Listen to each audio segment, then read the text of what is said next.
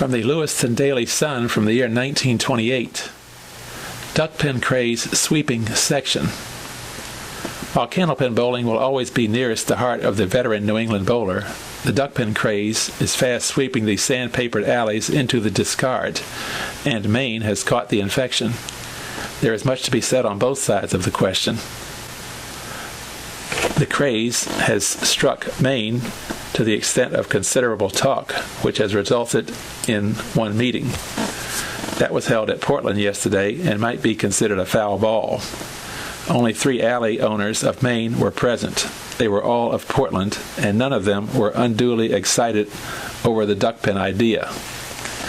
Brunswick Buck calendar people are sponsoring the move and are frank to admit it. Their idea is to standardize bowling all over the country, and they are doing missionary work in New England, which tenaciously clings to the strenuous back-breaking sport of candlepins.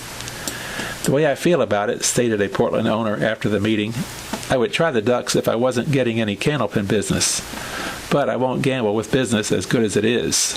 I doubt the game will go in Maine for a while yet. Conditions are different in Massachusetts, Rhode Island, Connecticut, and even New Hampshire, we are led to believe. A big and enthusiastic meeting was held at Brockton last week, and another is slated for New Bedford and Fall River on Wednesday. A general meeting has been called for Boston Thursday. That entire section of New England likes the idea of a change, according to newspaper reports of the meeting and progress of the duckpin mania. Boston reports candlepin bowling rapidly falling off, and calls continue to increase for other pins.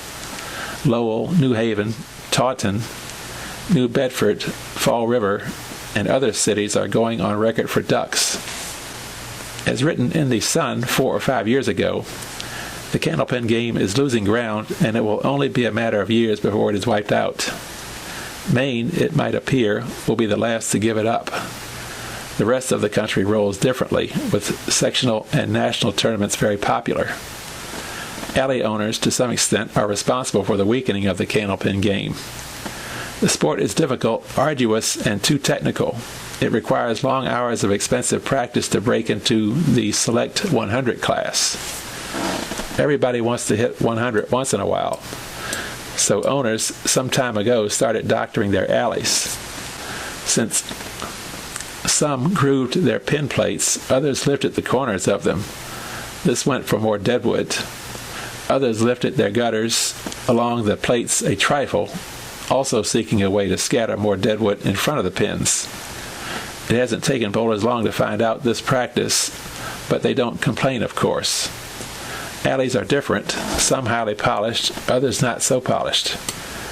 There are different balls. Some alleys have balls of all weights, all sizes. Scores do not mean as much as they should. Star bowlers of some sections are lost on alleys of other sections. There is no standardized candlepin game. Rather than being a game, it is looked upon by many as only an exercise. The professionals, those who roll for money and who roll constantly, regard it as a pastime. But while Maine candlepin owners have their money tied up in the candlepin racket, and while they continue to make money, the duckpin game will make little advancement in this state. It is very probable that alleys losing money will change over, however.